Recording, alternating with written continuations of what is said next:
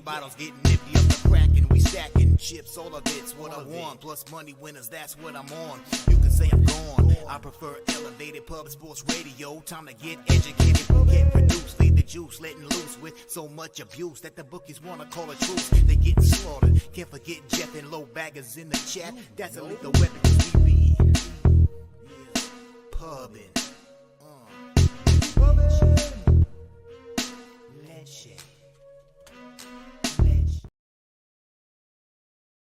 All right, hello, welcome to Pub Sports Radio, everyone. Today is Tuesday, October 24th. Of course, we do this every Tuesday right here at Pub Sports Radio in the high season. Jimmy the Bag has too much on his plate, so I do the show solo with a bunch of guests. And then, of course, when things chill out a little bit after football season, Jimmy the Bag comes back. We always have a good time here. We often have winning days, and today's going to be crazy. We got 16 NHL games with Mr. Gokster. Connor Mack is going to be joining us for NBA and college football. Of course, we're also going to talk baseball, MLB Game 7 in the Arizona Philly series. So, a lot of people are, saying, what a great day. What a great day. I don't know, man. I'm still on the fence about that. Me personally, sometimes I like it when there's a smaller slate of games and you can, be more strategic and more thorough with your research. But all the people who love it, I totally understand. Of course, we have the comment section. We're not going to bullshit or waste too much time because, of course, we've got so much shit to do.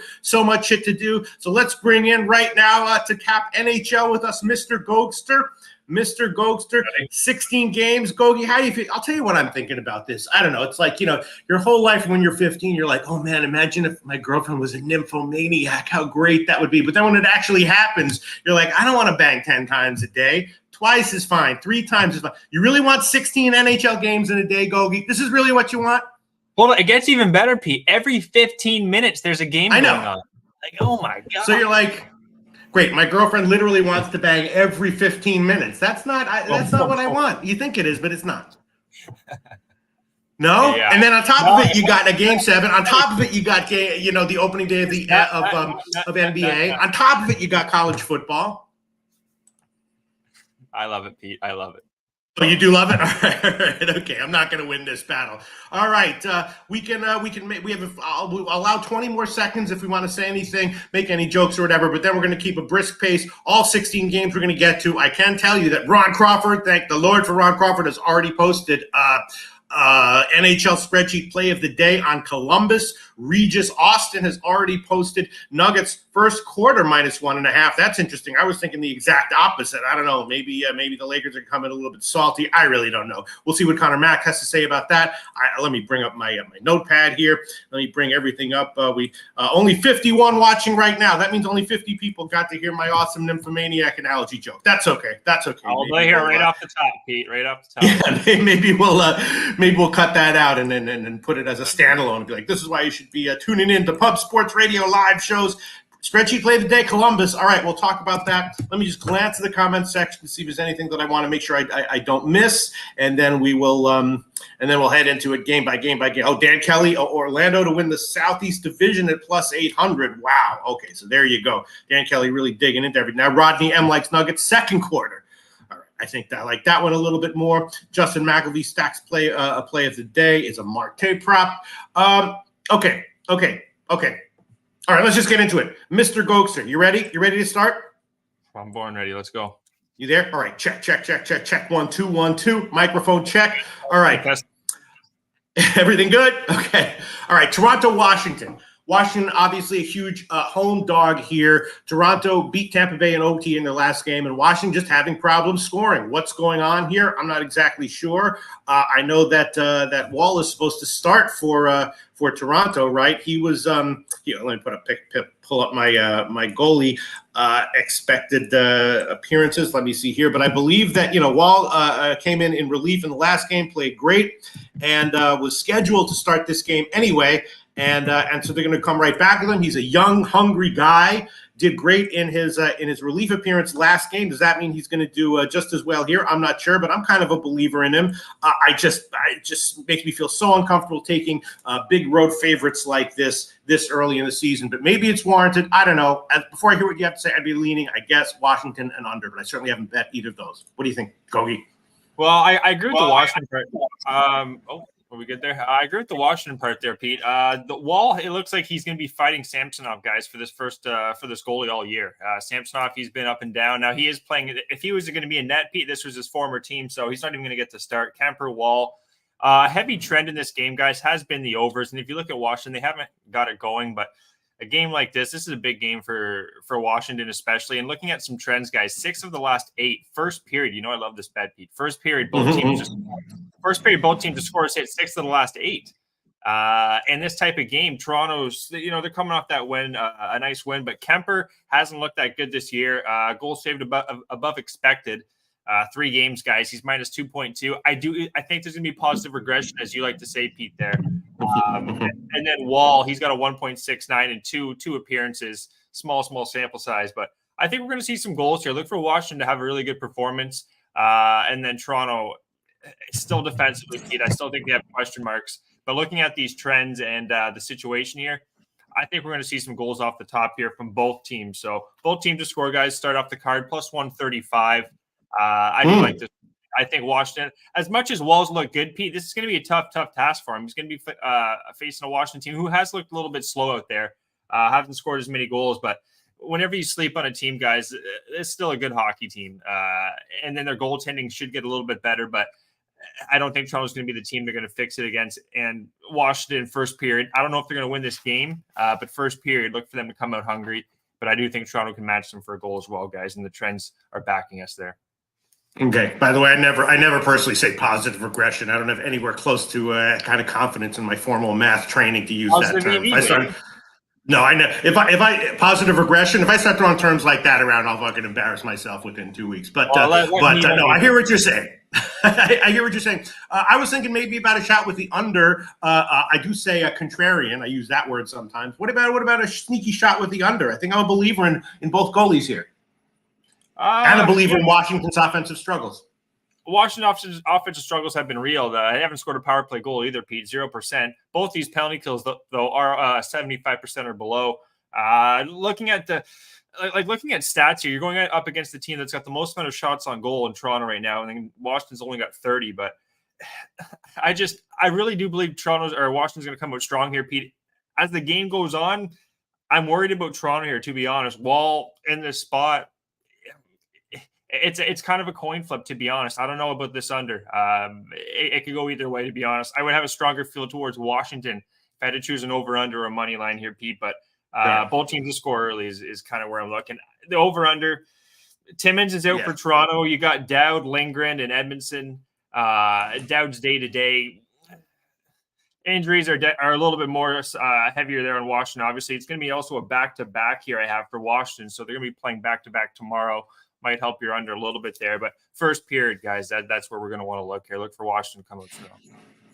Okay, at this point in the season, I take it light. My leans would be to Washington and the under, but I'm going to pass on both of those. Next game on the card, Anaheim, Columbus. Columbus is the spreadsheet play of the day from Ron Crawford, and my note is loving Columbus here, question mark, and maybe under as well. Anaheim, of course, is losing, not scoring. Columbus is not bad. They beat Minnesota as a plus 200 road dog last game. I will admit that I had Minnesota in that one. Stupid fucking bet there. Took a -1. That was a big loser for me on that day.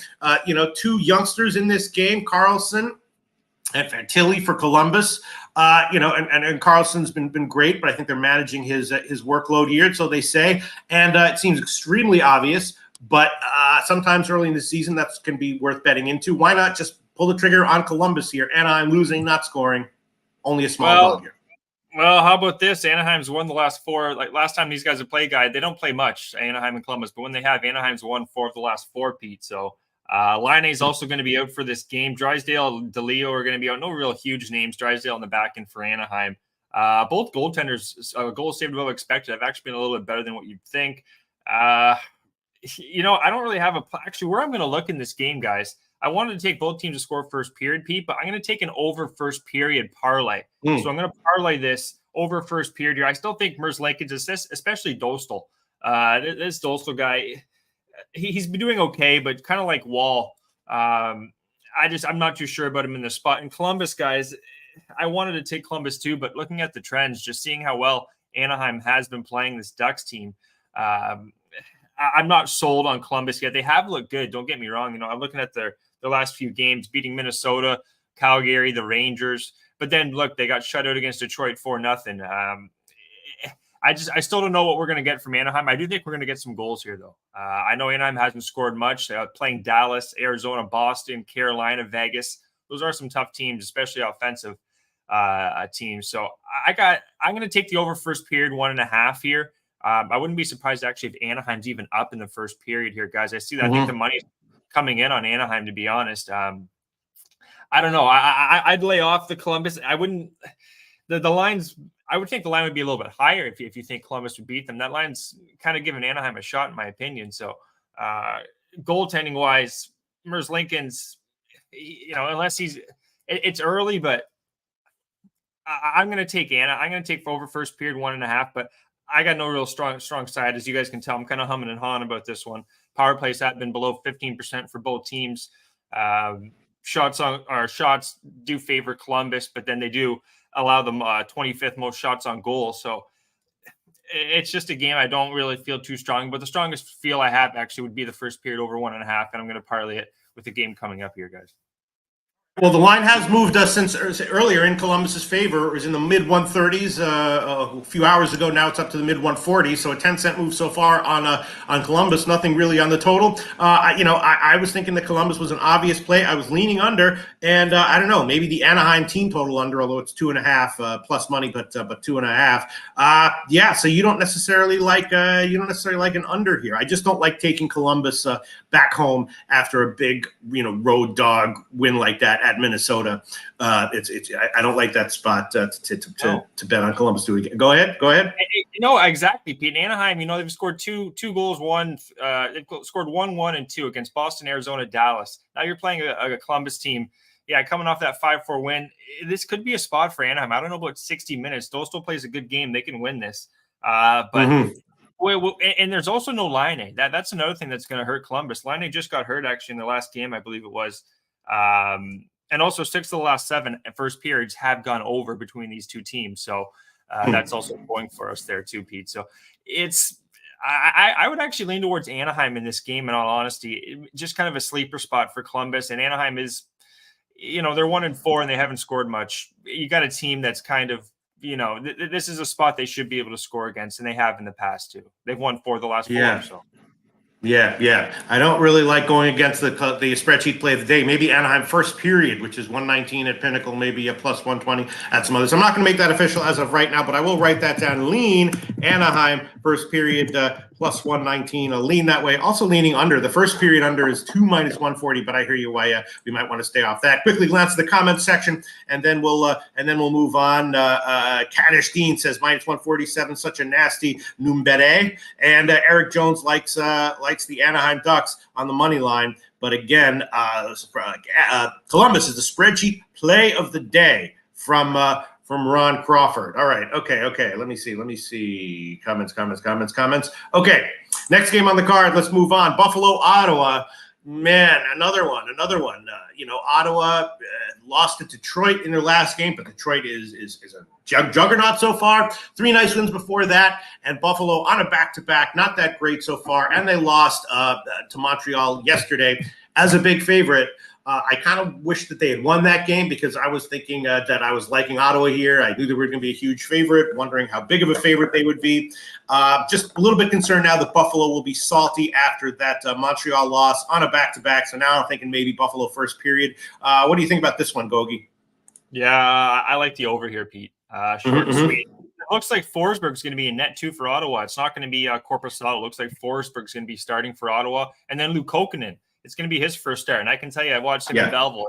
Our AHL team used to beat up on Luke Kokkonen.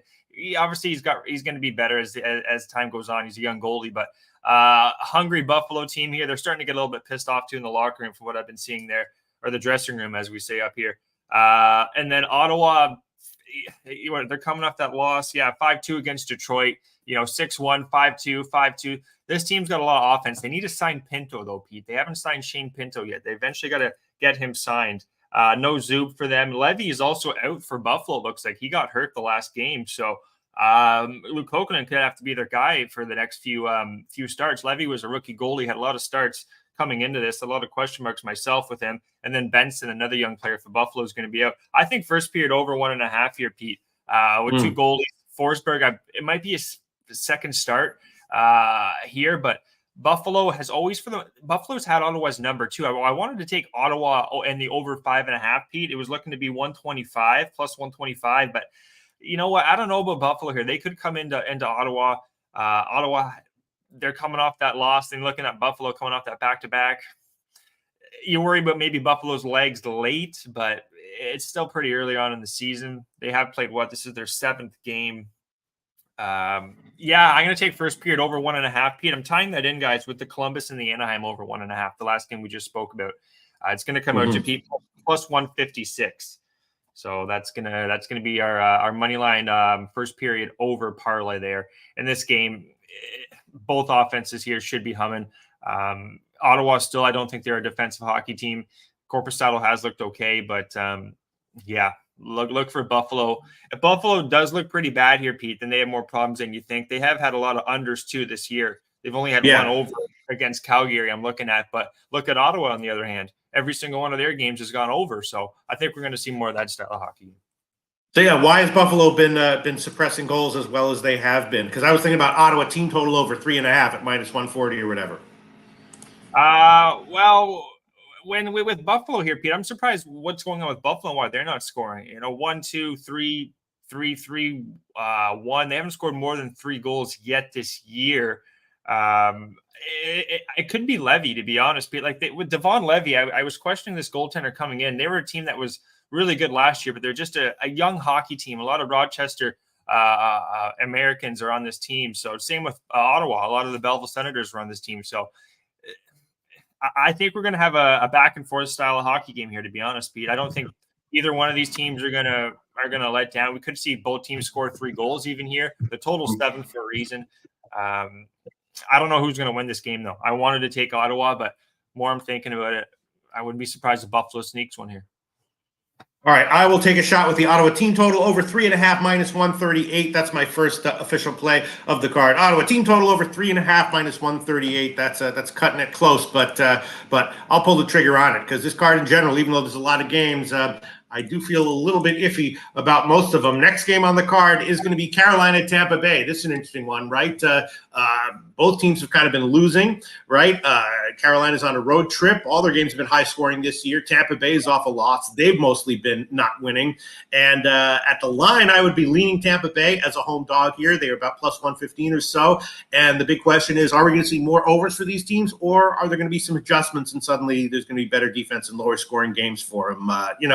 Carolina normally plays a style of game that is not high scoring, but they've been super high scoring this year. Leaning Tampa Bay as a home dog. What do you think? Yeah, Tampa Bay, I think, might be the play here, Pete.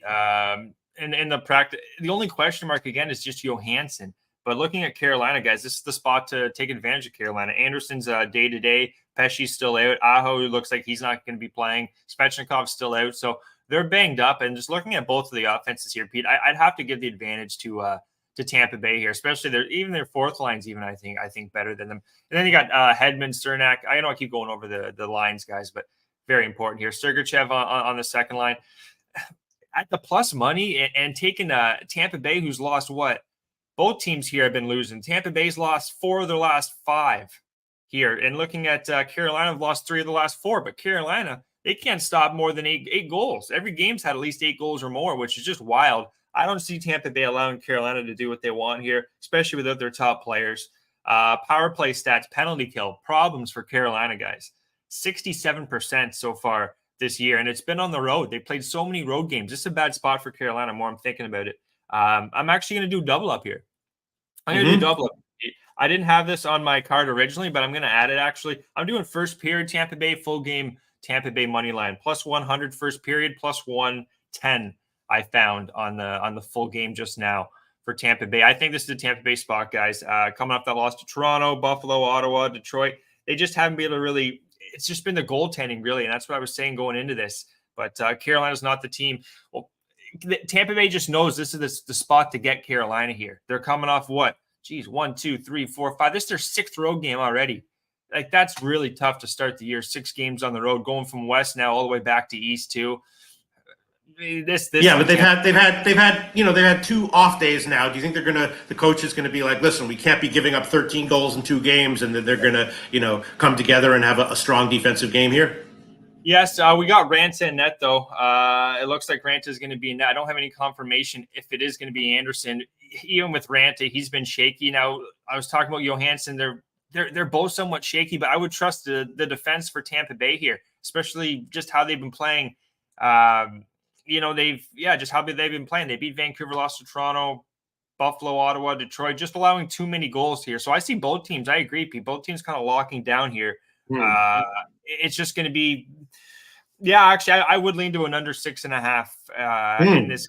I would lean to an under 6.5. Tampa Bay, Carolina team total under could also be a live play here. But Tampa Bay, I would be surprised if they lose this game like 4-1, 4-2, 3. I see Tampa Bay kind of doing what they do here, playing their defensive style of hockey too, kind of like what you're getting at, Pete. All right, well, we got some comments here. Rocco Rogers likes Carolina Tampa Bay first period over 1.5 minus 130. If that's a bet that he made, that's a great line because now it's up to 153 at Pinnacle. Rocco also leaning both teams to score in the first period. And let's see. Philly Eagles flyer likes Canes money line. First period, both teams to score. First period over. And Stimmy OG, I'm big on the Hurricanes, Pistol Pete. Okay, Andrew G says, I can't get a read on Carolina. What'd you say? Wow, I'm surprised. The Carolina loves coming in. Yeah, wow. Yeah. Eric Jones points out 7-2 over spot for Tampa Bay. All right, I'll hold off on this one as well for now. I was thinking maybe Tampa Bay money line, Tampa Bay team total over, but yeah, go ahead. One more thing, just a penalty kill here. I was talking 67% for Carolina here, 35% power play so far for Tampa Bay. And who did they just get back recently? Stamkos. Stamkos to score a goal could be live here too. This just really feels like a Tampa Bay spot. I don't usually take Tampa Bay, especially being a Toronto guy. This team's beat up on us for a long time. But I think this is a Tampa Bay spot. Being at home too, you're catching Carolina in a bad – I'm surprised by this line. I can see it's kind of – is it not moving in Tampa Bay's favor, Pete? Let me see. Hasn't really moved much. It's around mid like 115 or so for Tampa Bay. Since I can pull up the the odds thing and get the openers. Maybe I should do that and check it out. Maybe I'll do that for a second. All right, so I can check out the openers. All right, next game on the card, Mr. Gokster, New Jersey, Montreal. Here we go. New Jersey just 2-2. All games have gone over so far. New Jersey kind of underachieving, I guess, so far. But Jack Hughes playing great. And then you got one of these, massive favorite lines. Obviously, it's a good spot at first glance for New Jersey. But should they be this big of a favorite? I don't know. Montreal won at Buffalo. They're on a back-to-back. They're playing well. I'd love to fade them in this spot, but I don't know if I can do it at minus 210 or whatever. And the total is high, 6.5, juice to the over. I'm not sure what I think about this one either. Maybe a lean on just New Jersey team total over. What do you think, Gogi? This game here, Monty's going to be net back-to-back, as you guys know, for Montreal. Vanacek should be going for the Devils. It's just been some injuries so far to the Devils there, Pete. They got he sure looks like he's day-to-day. I'm trying to find some information to see if he's in. I can't see any information yet. That's where we got to tune into Mike M show later today to see the confirmation on these injury reports. The Devils, heavy over team. All 4 of their games have gone over. They've scored at least 3 goals in every game, but they've also allowed 3 goals in every game. Montreal, on the other hand, they have looked good, but they beat, Buffalo team that has been struggling, Washington, who has been struggling, Chicago, who has not been that good, and then lost to Minnesota and Toronto. I think New Jersey's going to, they did beat the Islanders 5-4, and they've lost a lot of puck lines too. That's another thing I don't like seeing, Pete. So they've had a couple wins just by 1. They haven't really had a comfortable win, and I think they're going to do it here. Goals saved above expected, slight edge to both goalies have been kind of up and down, but it's a small sample size. 42% though, Pete, for the power play for the Devils, guys. This power play for the Devils, it's one of the best in the league, especially Jack Hughes. I don't think they're going to be able to keep up with the Devils here in Montreal, especially on a back-to-back tired legs in the third period. Give me the Devils, guys. It's going to be in a money line parlay. I got another money line parlay for you, Pistol. It's going to be in another play later on this evening. Okay, I'm looking at I got the openers up here. Let me see what we got. I'm sorry. Oh, I'm loving it. Let's go. What? Yeah, I got everything. All right, yeah, I'm looking at the line histories and stuff. All right, so I can answer all those questions if we need it. All right, man, this is New Jersey and Montreal. I think I'm going to pass as of right now. Let's move on. Dallas and Pittsburgh. This is a very controversial game here. I see some people that I respect loving Dallas. I was thinking that Pittsburgh might be the play. Of course, the lines are close to even on both sides. Dallas is they're 3-1, but they're big favorites. They're not really winning convincingly. And Pittsburgh, of course, is just 2-3. They have underwhelmed compared to some of the expectations for them for this year. But I was thinking that maybe this is a good spot, maybe a buy low spot on Pittsburgh a little bit. But there's people that I know who are loving Dallas in this situation. And Pittsburgh should be salty. You know, is it possible to have a team with this makeup with Crosby and everyone being salty? I don't know, but they should be salty. And Dallas maybe just a little bit overvalued right now. Pittsburgh has, they've got firepower, but they're not doing well on the offensively. They're struggling on the power play, all of that. And I was thinking maybe a lean to the under and maybe a stronger lean to Pittsburgh. But I did bet this one a little bit. Let's see where the lines have moved, if at all. I think I got it at like 102 or 103 or so. And now, a massive move in favor of Dallas. So either someone is injured that I don't know about or some huge I'm sorry, what'd you say? I see that now. Yeah, minus 115. That there has been a move towards Dallas. Interesting. Yeah, I bet Pittsburgh, not huge, just a standard opening line bet, but got minus 102 or something like that. Now there's been an almost 20-cent move in favor of Dallas, and the total is up to 6.5. Total's getting bet up a little bit as well. Very interesting. What do you think about this one, Gogi? This is the toughest game probably on the card for me, Pete. I was going back and forth. I wanted to take Pittsburgh so bad, but something deep down was kind of just telling me just to kind of lay off the Pittsburgh side. Where I'm going to go in this game, you're talking about motivation for Chicago for Pittsburgh feeling salty. They played Chicago in their opening game, the team that beat them out of the playoffs, the team that kicked them out, and they lost 4-2. So this Pittsburgh team still got some question marks. Dallas, their wins, just like the Devils, they haven't had an actual puck line win. They lost to Vegas, beat Anaheim 3-2, Philly 5-4, St. Louis 2-1. They haven't been tested at all, really, Dallas. They did against Vegas when I took them actually on this show last week, and they blew it. So I'm not going to take a side here. Where I'm going to go here, I'm going to get kind of cute with this one, Pete. I'm taking first period draw plus 175. I think what we're going to get here is a tight game from both these teams. I like the under too. It's been a heavy trend to the under, I believe, in this game. For the last four have gone under the total since 2021, and they've been all one-goal games. So I just don't want to throw too many units on this. I'm just going to take first period draw plus 175, but I wouldn't be surprised, Pete, if this is overtime. We can get an overtime plus 300 as well. I wanted to play it, but I'm just going to take the first period draw. It's Pittsburgh. I don't know if they're going to be up or not. Dallas with Ottinger, Pete, he's still a number one goaltender. He's got a good track record against this team too. So I'm going to take first period draw plus 175. I wanted to take Pittsburgh, but with this line move too, I'm going to lay off the side and just kind of take a real tight game plus 175. Love the plus money on the draw. Could be 0-0, 1-1. I think it's going to be a real tight game after one. Yeah, crazy. I'm looking at the limits and everything. As soon as this game went to 5,000 at Pinnacle, the line exploded. 15 cents in not that quick. Yeah. Not that fast, but then the next moves came again. Probably other places are opening up. Yeah, it's a big move in favor of Dallas, and I'm not exactly sure what to make of it. The total is has also gotten bet up as well, and someone must be out. Someone must be out for the Penguins.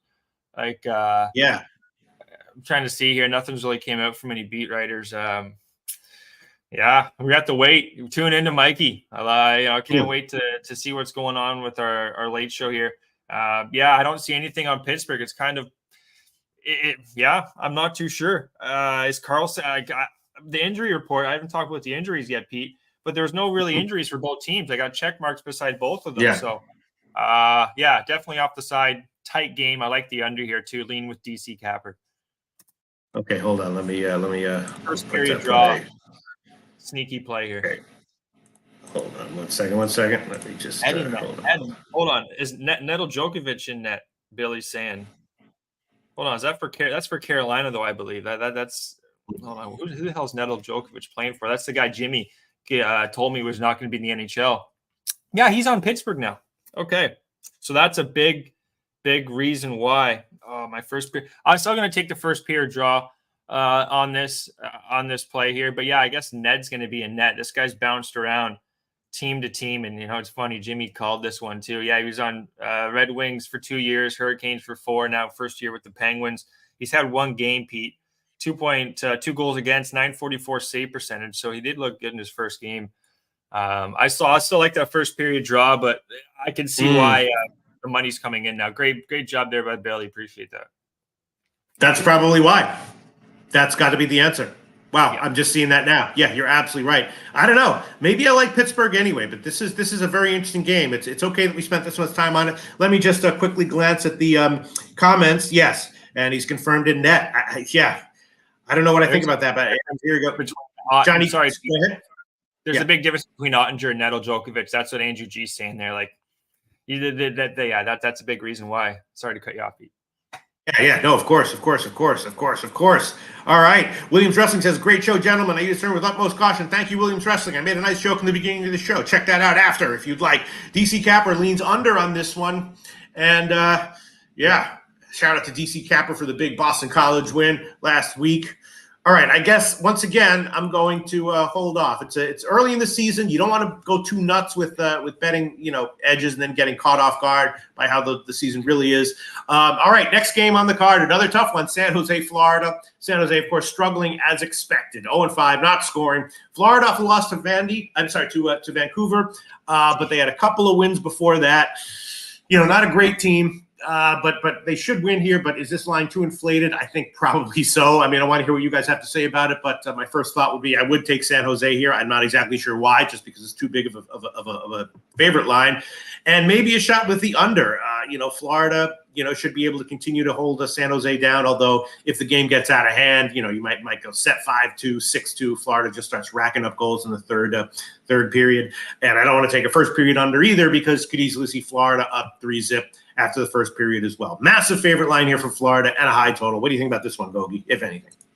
Well, that's a tough one, Pete. Stolarz looks like he's going to get the start here. Anthony Stolarz, his first game, had 19 games started last year, guys. 3.73 goals against, and save percentage is .897. So anytime you get a sub 900 and a goals against above really 3, that goal is not – he's not in the top 50, I would say, to say the least. And then Kakkonen, though, he's doing the best he can with the defense he's got and the team he's got in front of him.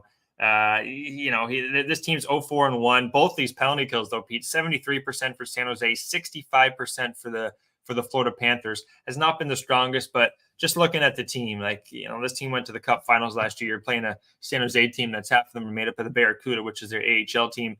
San Jose has not won 2 guys in Florida since 2017. So, I don't know if it's going to happen here, but first period. That's kind of where I'm looking, but I don't know if I have enough reasoning really to go with San Jose in the first period here. There is some injuries, though. We're bringing up on the shows in the past here. It's been to Montour, Ekblad, and now you're adding Gadjevich and Bennett to that. That's 2 forwards, 2 defensemen for this team. You got Gustav Forsling, who's been playing a heck of a lot. Then you got Ekman Larson, Kulikov, another no name that not a household name. I don't know, Pete. I want to take San Jose first period here, but actually I already did. I can't lie. I already did. No, I might go with you. Go ahead. Why? I'm trying to give I don't know why I'm taking San Jose other than we're getting a good number in Florida. They're playing a little bit poorer than they have been, and you're getting a goalie in Stolarz who hasn't started all year. So I guess that's why I would maybe take advantage of San Jose early. You don't know what you're getting out of Stolarz. It will be his first game of the year, and San Jose hasn't won a game all year, so it's not like they're not playing hungry. They've also played a little bit of a tough schedule, right? Vegas, Colorado, Boston, and then they lost to Carolina. Okay, and then they lost at Nashville, which is bad, but I mean they played a tough schedule. You know what I mean? The league doesn't help them. It's like, it's like a team in the NFL. It's like, I don't know. Don't want to call it any team in the NFL, but it's just, San Jose, Vegas, Colorado, Carolina, Boston, good points, Pete. They haven't been able to score, though. That's been the only thing. Scored 3 goals against Carolina once. I think this could be the type of game, though. Maybe they can. You know what? We're giving it. I already bet it. Let's do it. Plus 180 I got, guys. San Jose, first period money line. They are 3-2 this year on the first period, so San Jose actually does come up strong in the first. They don't have the type of hockey team that can compete with most of these NHL squads for the most part. Kakinen, who knows what we're going to get from him? He's not a top goalie. So San Jose first period, I don't know what we're going to get for the rest of the game from them, just because Florida guys, they've covered one puck, or they haven't even covered a puck line this year. So, or no, sorry, that's San Jose. They've covered 2 puck lines to Florida. I'm going to take San Jose, Pete. Let's do it. First period plus 180. Yeah, I hear you. I'm trying to think of maybe I'll go on it with you. I don't know. Yeah, I'm going to hold off for now. But it's definitely tempting to take a shot there. Let's glance at the comment section, see what they have to say, and then we'll move on. Let's see. No real. Billy Friedrich says Solars is not good for sure. Yeah. Rocco Rogers likes Panthers first period team total over 1.5 plus 180. Yeah, maybe the first period over is a better way to go. You know what I mean? First period over could be a look, actually, maybe tied in with a money line or tied in with something else. Yeah, goals would kind of be where I'd be looking here, Pete. I would think San Jose can do a little bit of damage here against a Florida team that's allowed 5, 3, 6, 2, 4. I don't know. It's not a That's game what I'm going to take. I will make that an official play. First period over 1.5 minus 153 is the current line at Pinnacle. You can get 2 at like plus 125 or so market wide, but I'm going to take 1.5 minus 153 for my second official play. All right, Gogi, we're breaking the hell down out of this card. Next game on the slate, another friggin' tough one, man. Colorado Islanders. Colorado 5-0. We know that. This game probably will be a little bit tougher. They've had some cupcakes in there, right? They had where the hell are we? Chicago, Seattle. I'm sorry? Yeah, I mean, Chicago, they had cupcake. I don't know, Seattle, San Jose, and then LA and Carolina. So, they're obviously great, but they've had a bit of a soft schedule. Now they're a road favorite against the Islanders, who have been, close games, not great so far, and kind of going under. On this one, I don't know. I mean, Colorado's special teams are killing it. My sense is I think I'm going to pass, but free plays or my initial leans would be to the Islanders at plus 125 or so and the under. Let's look at any line moves that could be telling, or a little bit down. It's down to about plus 120 for the Islanders. So a little bit of Islanders money so far has come in, and the total's gotten bet down as well. So my initial thoughts were correct. My initial leans were correct. I didn't pull the trigger on it. That's okay. Leaning Isles and under. What do you think? Yeah, I got nothing really here, Pete. Both these goalies are, anytime you get Sorokin at home, top goalie in the NHL, 2.31 goals against so far in 3 games. Georgiev has been the top goalie in the NHL. I'll say that right now. 1.58 expected goals against, 9.4. All the coffee. Goals saved above expected. That's by far the best in the NHL. And he started 5 games for this team. The reason why they won all 5 games, 95% penalty kill, 27% power play, 69% penalty kill for the New York Islanders. So if there is some power play opportunities for Colorado, I kind of lean towards Colorado here. I don't know if the Islanders are going to get this one done. I don't see enough reasoning to take the Islanders. Shots on goal, shots for, shots against. Islanders are sitting 20th, 21st, 20th. Looking at the Colorado, they're sitting 2nd and 5th. 2nd, 4th, 5th again. So unless they just kind of come in here a little lax, Colorado, I think it's a lower scoring game. I do agree with the unders here. First period under, possible look. No goal first 9 minutes, possible look. Side, I got nothing on this game, guys. Colorado's been a pretty heavy under team. So has the Islanders this year. So I would look at the unders in this game. No play, though. Yeah, first period under is just plus 100. It could lose, but you're getting nice odds there, plus 100 or minus 105 or so. Let's look at the comment section and decide. Andrew G says, I have too much firepower. Johnny K, good spot for Georgiev. Yeah, tough one. Shout out to Raymond Reichart. Yeah, I'm really, I want to take a shot with the first period under, but I don't know. Maybe I'll hold off. What do you think? Who's in? It's going to be Sorokin, right? Sorokin and Georgiev, 2 top goaltenders in this league. Spot-wise, no surprises. No surprises. Spot-wise, it's going to be their first road game. They played a couple road games. They played a lot of road games, Colorado. This feels like an under game to me, Pete. I'm not going to play it, but I don't see too many reasons why this game's going to is going to get too high scoring. Other than the penalty kill for the Islanders, they haven't figured it out. 69% is not good because Colorado's already showing they can score on this power play. It's not slow by any means. So I would lean towards Colorado. Maybe a team total under on the Islanders could possibly be a look here.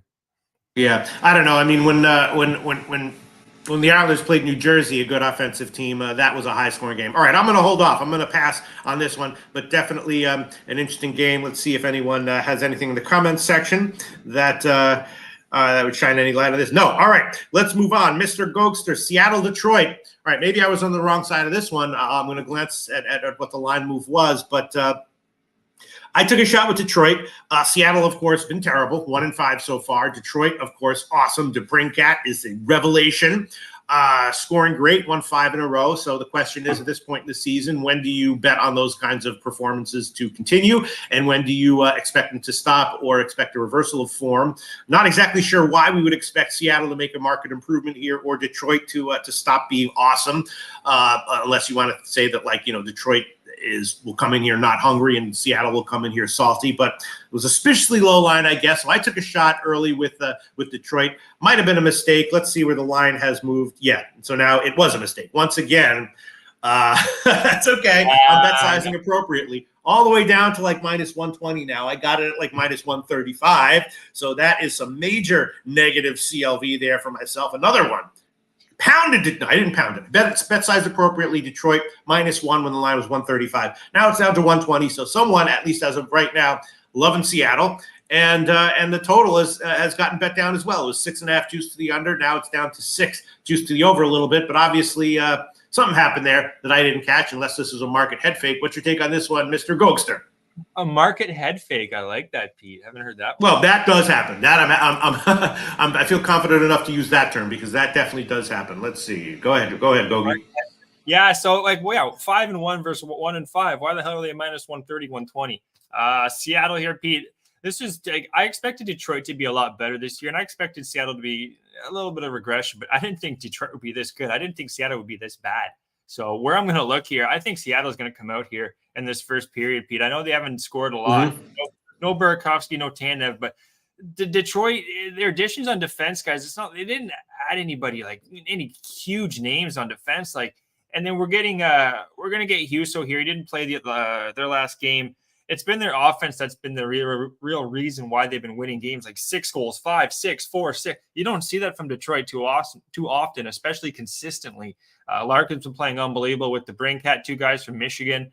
It's just this kind of game. They could still win this game, but first period, I think Seattle's going to sneaky. They're going to have a good game here, in my opinion. Here, Seattle. I really do believe that. I feel like I have had a decent read on this team. I know Grubauer hasn't been the best.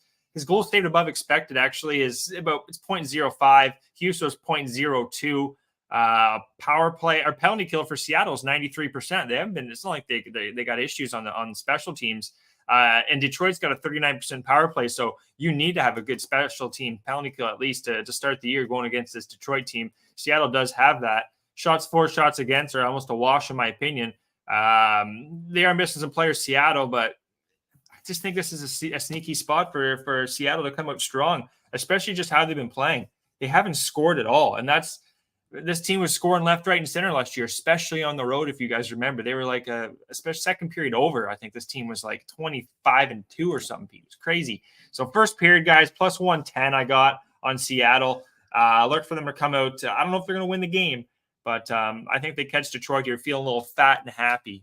I think that's real. I think that's going to come into play here. What the fuck, dude? No, seriously, what the fuck? What the fuck? How am I on the wrong side of a 20-cent market move? Dan Kelly, you checking this shit out? I hit Detroit at -1 when it was -139. Now it's -119. What the fuck? Hey, man. I'm about to pull the trigger on it again and just take Detroit anyway. Right now, -1. You don't like it, Gogi? What the fuck? Full game, fuck, man. Dude, it's just the fact Seattle's like they're playing desperado hockey here, and Detroit everything's going right, everything's happy, they're playing nothing. So you think Detroit's gotten a little bit lucky, and that Seattle is significantly better than what we've seen from them so far? Well, I don't know if I'd say lucky. They're offensively not challenged anymore by the looks of it. They beat Calgary, Ottawa, Pittsburgh, who hasn't been the greatest, Columbus, okay, Tampa Bay, they did win, New Jersey, they lost to. They could still win this game, Pete. They could. It's just, what are we going to get from Seattle? I think we're going to get one of the best games Seattle's played all year, to be honest. Burakovsky could possibly be out as well, and Tanev. Do I have any other stats here? Yeah, I can't even read my own writing there. I think I said Seattle can't score. But first period, Pete, I'm not going to talk you off Detroit. They could very well win this game. But first period here, Seattle's going to come out guns a-blazing, guys. And I'm betting it. What the fuck, man? That's a huge move. That's a huge move. It is a huge move. What the fuck is going on? Seattle's, I know that you take it for what it is, but Seattle scored 3 goals, and they've played 4 games historically. Seattle scored 3, 4, 4, and 5 against this Detroit team, and they haven't done much defensively, in my opinion, Pete. It's offensively they've improved, so we could see some goals here too in this hockey game. They're more rested. Go ahead. No, that's I just why I know what we've seen from Seattle has been poor. But special teams, that penalty kill is definitely going to help them. Husso hasn't been. It's Husso. He's very hit and miss too. That's the thing with Husso here, and he didn't get to start. So he's anyway. I just think this is a Seattle play. I don't know. I don't want to go on about too much stuff. I just think this is Seattle first period play. I don't know about the full game, Pete, but early and often Seattle should have a strong. All right, I'm going to hold off for now. I'm probably not going to pull my bet, but I certainly won't at this point. But all right, we'll see where the lines move. We'll see what happens. We'll see where this line closes. I'm going to be paying attention to my odds screen up until the puck drops for sure. All right, next game on the card: Boston and Chicago. I'm sorry. Bo's just saying he can't trust the Kraken, and it's true. Like until they can start winning some games, I hear, but kind of like that San Jose play, we're taking them in the first period here. Teams that just haven't got a lot of wins. It's not like coaches like that. I've seen it here in Belleville. You think, they're going to go beat up on Cleveland Monsters. No offense to Cleveland Monsters because they're 2-10. All of a sudden, Cleveland's up 2-1 in the first, and then we'll kind of okay, guys, let's go. This team's obviously came to play. Just because they're 1-4 doesn't mean you can take them lightly. And that's usually what happens in the first period. Yeah, it's not like Seattle's like they it's not like they were putting a lot of shots on goal and got unlucky against the Rangers. I'm looking at it. I'm like, what did they have? 40 shots on goal? They had 19. They had 19 fucking shots on goal against the Rangers. All right, I think I'm going to probably maybe by the end of the show I'll throw Detroit on there -1. But let's move on. Boston and Chicago. Boston, another team, 5-0, awesome defense. Chicago. Mostly not good. Of course, it's the Bedard show in Chicago. They did get a win in their opening game against Pittsburgh in Game 1, but now things have cooled off for them considerably.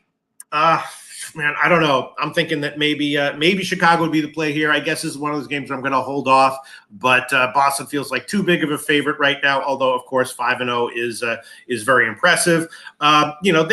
Boston has beaten, and Boston, of course, they already played once this year at Boston. Boston won 3-1.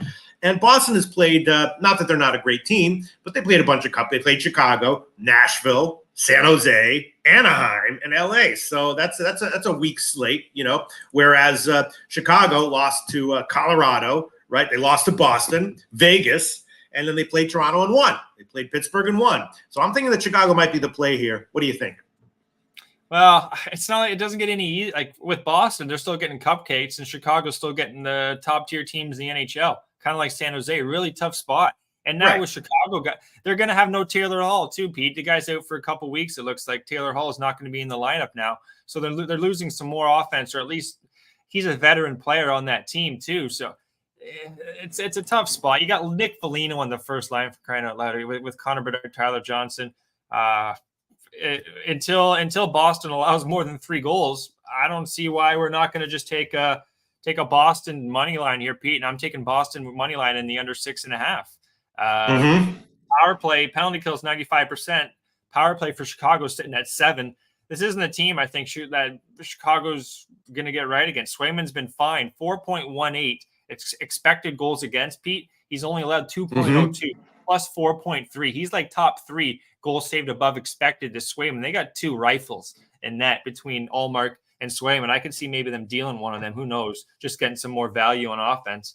But Swayman and Mrazek did look good in that first game, but I would lean to the under here, guys. Similar to the first game, I don't see much changing here.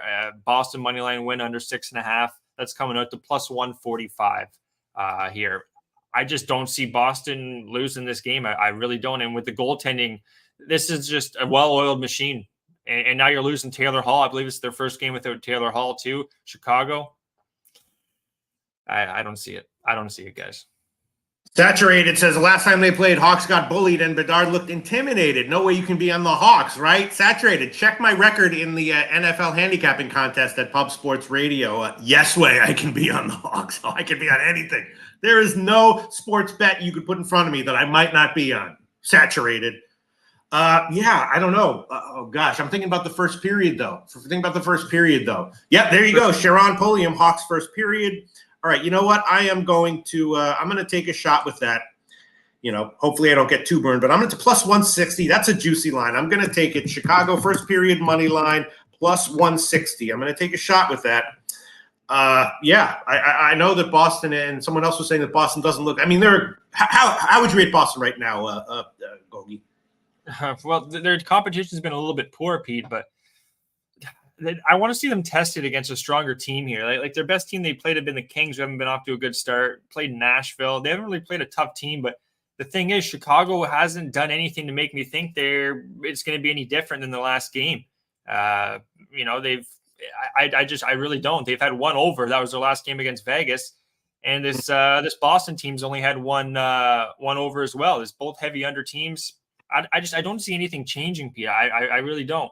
This Boston team is it's just they're built like it's a playoff team still. Just looking at it, they're a big team. They got Frederick JVR, this Porteous guy who's been lighting it up. Charlie Coyle. Their defense, we know there's big bruisers back there. Lindholm, Carlo, McAvoy.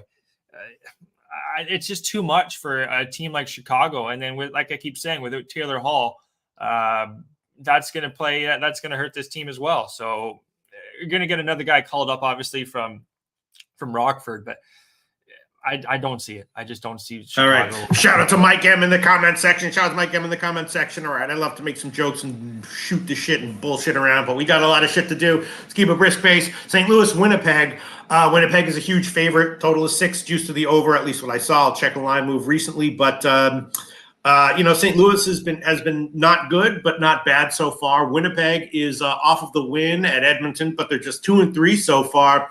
And now I've used that word salty, which again, I don't use advanced math terms like positive regression, but I do use Yahoo handicapping terms like salty and gritty, and I think that Winnipeg is probably in a salty spot here, right? They got the win against Edmonton, but they haven't really been producing like they thought. Now they're going up against a team that should be vulnerable, and and I know that they have some issues with the coach, right? Like the Winnipeg coach is not going to be there because his wife had a seizure. So that's a big deal. And I think they're going to be focused. I think they're going to be, but then for St. Louis, Binnington's been great. I believe Binnington is expected to start. Let me just check. Check. Do we see? Yeah, Binnington unconfirmed, Hellebuck confirmed. So I was thinking that maybe the under would be the way to go here and first period under. What do you think? Winnipeg, a huge favorite. I'd love to take him, but can't pull the trigger at that line.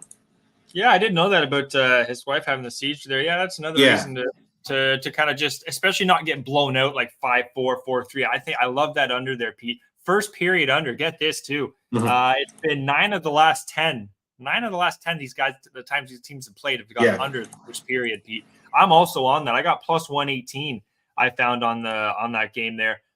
Penalty kills have been weak, especially for the St. Louis, 63%. It's just Binnington. He's had 3 starts, 1.26 goals against. Goals saved above expected is actually, I think, second or third in the NHL, just behind Georgiev. So I think he's going to fall back a little bit there. Binnington, Hellebuck, he's been fine. He's been fine. He signed that big contract. This is still going to be I think this team's going to make the playoffs, obviously. I think I like this team, to be honest. Just defensively, we got to see what we're going to get from them. Velarde's out. Buchnevich out for St. Louis. 2 offensive players. I'm taking Winnipeg money line, Pete, and the under 6.5 plus 180. Plus 180.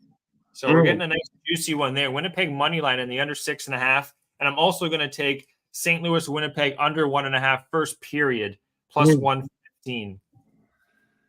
Yeah, you like that first period, huh? I'm just is Binnington really have it? I don't know about that, right? Well, yeah, because he's been up and he was really good. 2019 when they made that push. Since then, he got that contract. He kind of was just kind of like happy go lucky. But this year they played Pittsburgh 4-2, lost to Arizona, beat Seattle, lost to Dallas, close game, beat Chicago.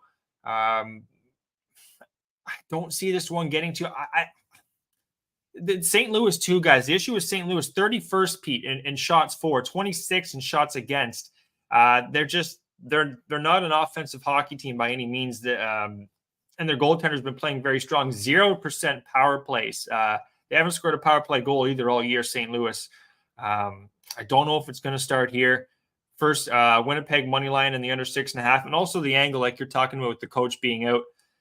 I highly doubt they're going to get blown. Like this is going to be. It's not a game where you just kind of play your position kind of spot. Like let's not get. Let's kind of coaches going to be there. Let's play our part here, kind of thing. That's what I would at least assume. So, all right, I'll tell you what I'm going to do.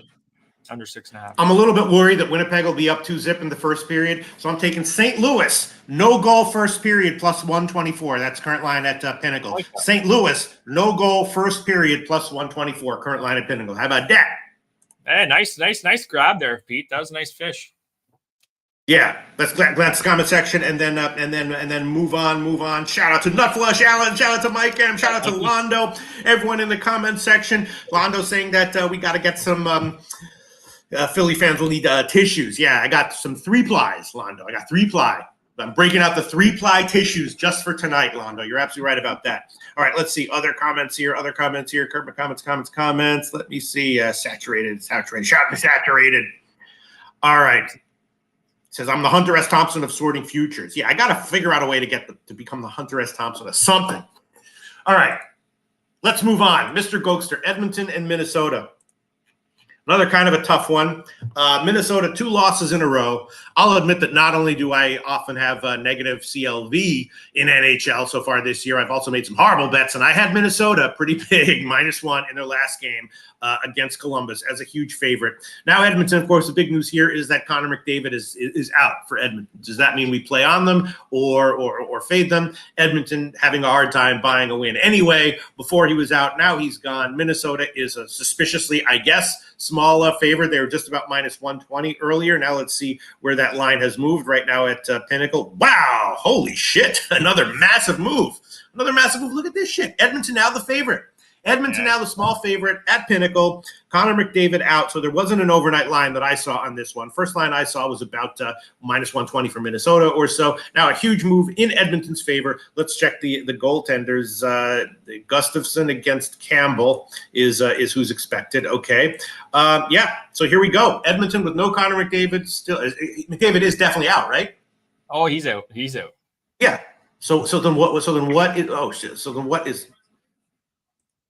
Oh shit! Sorry. The fuck was that? The fuck is going on here? Sorry. Russian hackers. Oh my god. You right, what the Pete? fuck is that?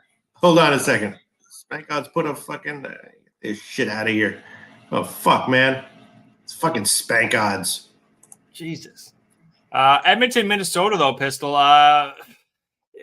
The thing is, this is going to be the first time, guys, really without playing with McDavid. Because if you're looking at McDavid, 82 games last year. He didn't miss a single game. 80 games the year before. 56, 2020, 2021. So that's kind of when they had to play without him. So it's the first time not playing without McDavid. Minnesota's such a flaky team, Pistol. Like Spurgeon, Goligoski, Boldy out still. That loss against Columbus was not too impressive. 7 goals against LA, 5 against Columbus, 7 against Toronto. I don't know. And Edmonton, even though they don't have McDavid, it's, they got a guy named Draisaitl you guys might know about. He makes it high. He's going to make the rest of the team still better. They don't have that offensive player that can score a goal when you need it, and McDavid, but they still got Draisaitl who could still be a captain in any hockey team. So I don't have anything on this game. I'm off it. Minnesota has won 8 of the last 9 I have here. Let me just confirm that. But Minnesota has had Edmonton's number too, Pete. So a little bit of question. I'm not too sure why that number is dropping so much. Gustafsson, Ottawa got rid of him. Is he as good as he really is? That's going to be my question. Yeah, Edmonton's only won once, Pete. That was 2022. Before that, they only won in 2019. So Minnesota's had their number. And then no McDavid. You'd think maybe Minnesota would be the play here. So I'm off this game. I got nothing on it. Lean Minnesota. Yeah, Sharon Polium likes Edmonton first period over with all the wackiness. I'm going to pass on this one. Sorry about that, boys, before what happened before. All right, so let's see. Next game on the card is, let's say, Vancouver and Nashville. Vancouver, not bad, actually playing pretty well, and Nashville, not too bad either. So two teams that are, second tier or third tier teams in the NHL, but getting their wins, playing about 500, second tier, let's call them. And, Nashville, has a new coach who is they have a new style of play that's kind of doing okay. It's a fast pace. They're pushing it, and they're getting some decent results. I was thinking that the over might be a shot here. Nashville was about a minus 115 or so favorite when I checked, and the total was 6. Juice to the over. Let's see where the market has moved, if it has at all. Let's see. Where are we? Where the hell is Nashville? What's going on here? Can't see that. A lot of game. Yeah, can't see the freaking line move. All right, hold on. So I was thinking about a shot with maybe the over. What do you think about that? Well, yeah, looking at the stats here, 6 of the last 8, 1, 2, 3, 4, 5, 6, yeah, 6 of the last 8 first period overs have hit between these two teams. Heavy over trend for the most part. Vancouver with Demko, he has looked, both of these goalies, Pete, goals saved above expected. I know it's a small sample size, but still something I like to see, kind of see where the goalies are to start the year. Demko and Saros are in a good spot. It's just been the penalty kills for both teams, Pete, 66 and 75. And the power plays are sitting over 23%. Small sample size. Keep that in mind. And then even Vancouver, I have your 29th shots for, 29th against. Nashville are sitting 3rd in 11 shots for, shots against. Again, small sample size. I know one of the guys in the chats are saying, how do you go wild after 5 games? Keep that in mind, guys. But Brisebois, Beluga are going to be out. Glass and Shen are out for Nashville. There's so many different ways to play this game, really, Pete. I think there's going to be goals, though. That's kind of where I'm looking at this game. First period, both teams to score plus 150 is what I played, excuse me, in this game, guys. This is going to be the last play. Actually, I got one more. It's going to tie in with the money line parlay that we talked about earlier. But this is the last one of the last plays on my card here, Pete. Vancouver, still defensively, they have issues. That 29 shots against. Demko, yeah, he has looked really good, but I don't know. This isn't a strong play here, I guess you could say, but I already played it. Both teams score first period plus 145. Nashville, I would have a slight lean towards Nashville here, but this is going to be a tough game, really, to be quite frank. Goal fest is where I'm looking at, though, in this game. I think both teams can trade goals. Yeah, there has been about a 10-cent move so far in favor of Nashville. We'll see if it comes back the other way. Total hasn't really moved. Again, with these, we're doing these shows at a little bit of a weird time in the day, market-wide, as far as the NHL is concerned. Because again, there are head fakes. I find that NHL and college football have more head fakes than anything else, and that does happen in the NHL. And we might be seeing one here. So I'm gonna hold off on this one. And I'm sorry, go ahead. Yeah, it's a tough play. Anyone in the chat, let's see what we're saying here. No goal. Philly's telling me here in the under 5.5, possibly. No goal first 10. I don't know if I'd look. Anytime until Vancouver, I know they lost that game to Philly guys 2-0, but 8-1 against Edmonton, 4-3 against Edmonton, 4-3 against Florida, 5-3 against Tampa Bay. So they're just such an over hockey team. Yeah. I know we have Demko in net, and this Nashville team, they have been scoring 5-1 against San Jose, 4-1 against the Rangers, 3 goals against Seattle. I wouldn't be surprised if Nashville win this hockey game. I'm going to stay off the side here. They're minus 125. Looks like some monies came in on Nashville, I believe, Pete. Yeah. But both all right. I hear you. Let's move on. Next one, Rangers, Calgary. Rangers have been decent so far. Calgary back home after a tough road trip. The question is, is Calgary going to be able to get it together here and change things, or is there something fundamentally wrong with them that's going to continue in the near future? Their road trip was bad, right? All areas of the game, they're not doing well. Turnovers, they're looking slow on the ice. So what's going to happen here? Not exactly sure. I guess I would be leaning Calgary, but that's just a basic gut decision that that a team where you have no reason to expect that they'll be better coming home after a road trip early in the season where they look awful is unexpectedly better when they come back. And a small lean to the under. What do you think about this one, Gogi? Well, Calgary now, they just lost one of their top defensemen here, Rasmus Anderson. He's suspended for this game, so he's not going to be back till Saturday. That's a big loss for Calgary, especially offensively, defensively, you name it, for this team. Calgary, there's a lot of question marks on this team still, Pete. I don't know what it is. It must be the leaders, the core leaders. I guess Lindholm. I don't know what you could say. Huberdeau. Their core leaders just seem like they don't really have them. I guess you could say it's even Uyghur is just not turning into a leader. As he played really well for Team Canada, as you guys might know, but transitioning for this Calgary Flames team, I don't know. I'm not going to be on Calgary, Pete. I'll tell you that. I have question marks all over this game. I don't know what we're going to get from Markstrom. I think he's a poor goalie, to be honest. I don't know.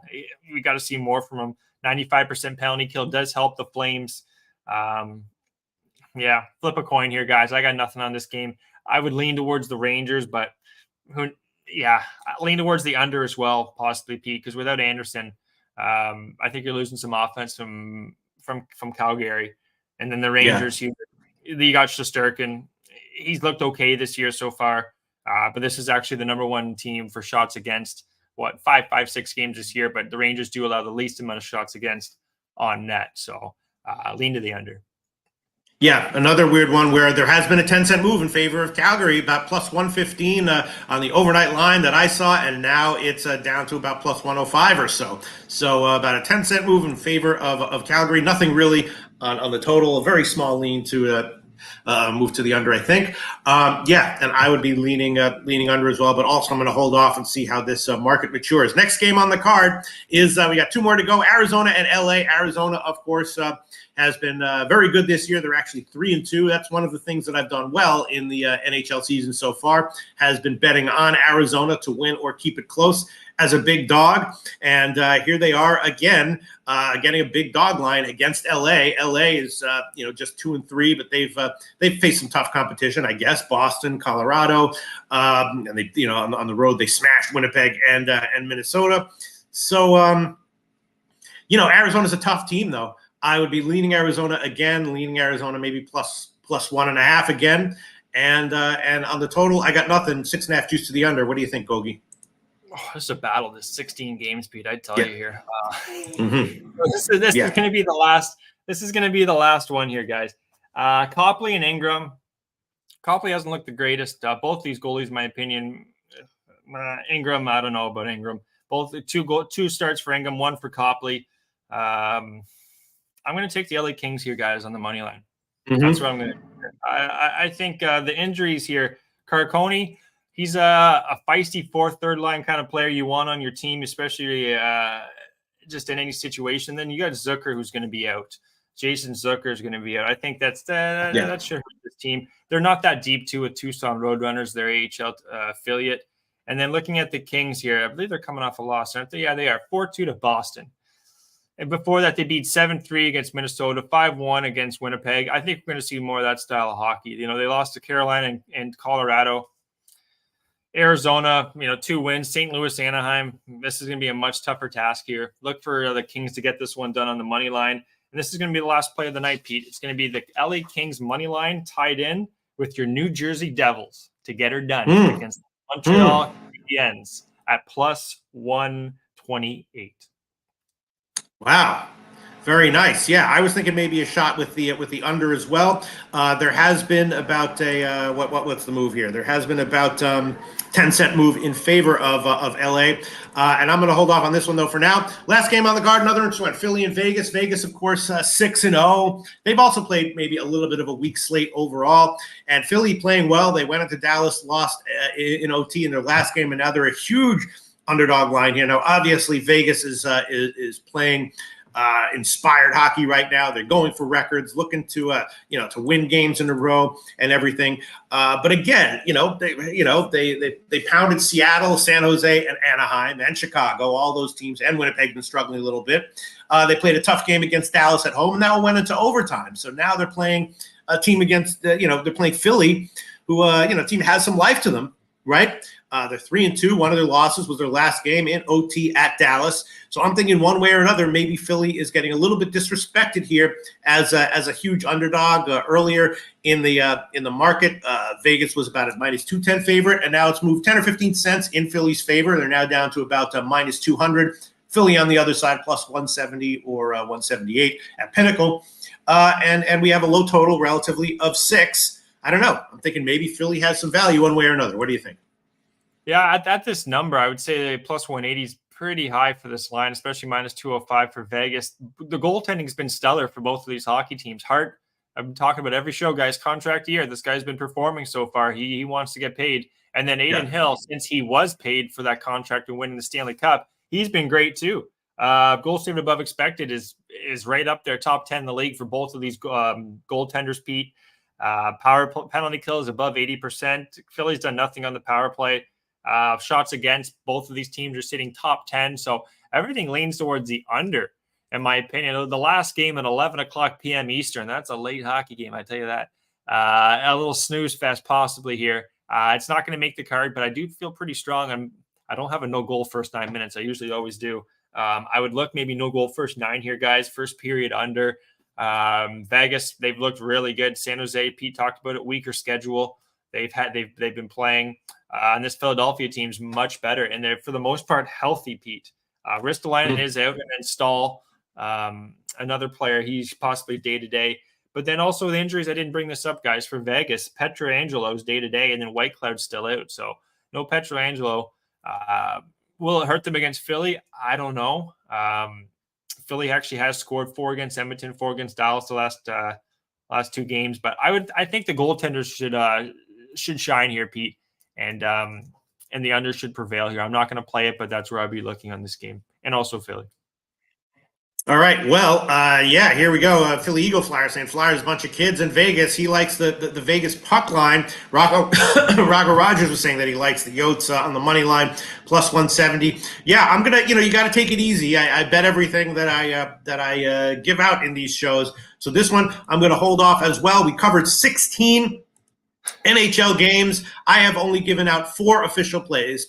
All of them are a little bit iffy, but I think all of them are overall okay. I'll review my official plays as of right now. Ottawa team total over 3.5 -138. San Jose, Florida, first period over 1.5 -153. Chicago Blackhawks first period money line plus 160, and St. Louis Blues no goal in the first period plus 124. Those are 4, I think, decent plays. I think I'm going to get like 2-1-1 or 3-1 on those 4 plays. What do you got? Review all your official plays, Mr. Ghoster, please. Thank you very much. All right, here we go. Ready for the rad, guys. It's going to be, we got Toronto, Washington, first period, both teams to score, plus 135. Columbus, Anaheim, first period over, tied in with Buffalo, Ottawa, first period over, 1.5, both sides, plus 156.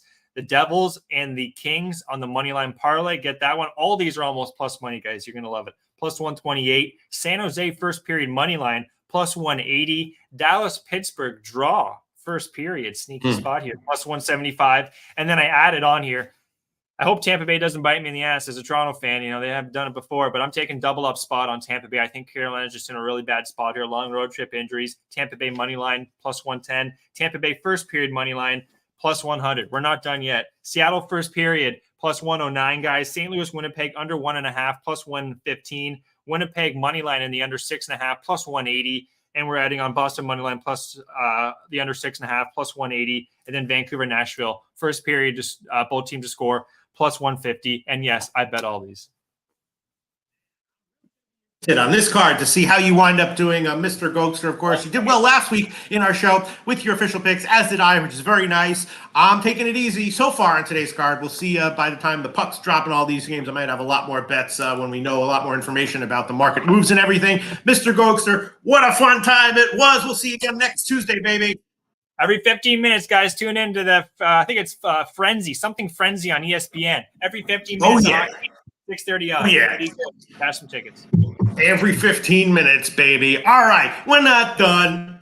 As KRS-One might say, we're not done. We're close to being done, but we're not done yet. We still got MLB, NBA, and college football. So those are only 5 games, but they're all going to be very interesting and fun to talk about. Please welcome to the show to talk about college football and NBA. Connor, motherfucking back. Connor, we're doing NBA. We're doing MLB first. Where's Connor motherfucking Mac? Well, he's coming, but we're doing he's coming? MLB okay. first. Okay. Yes. Okay. All right.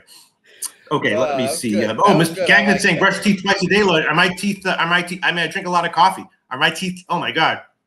Do I have shit in my teeth? Right. Sorry about that, Mr. Gagnon. Yeah, I drink a lot of shit.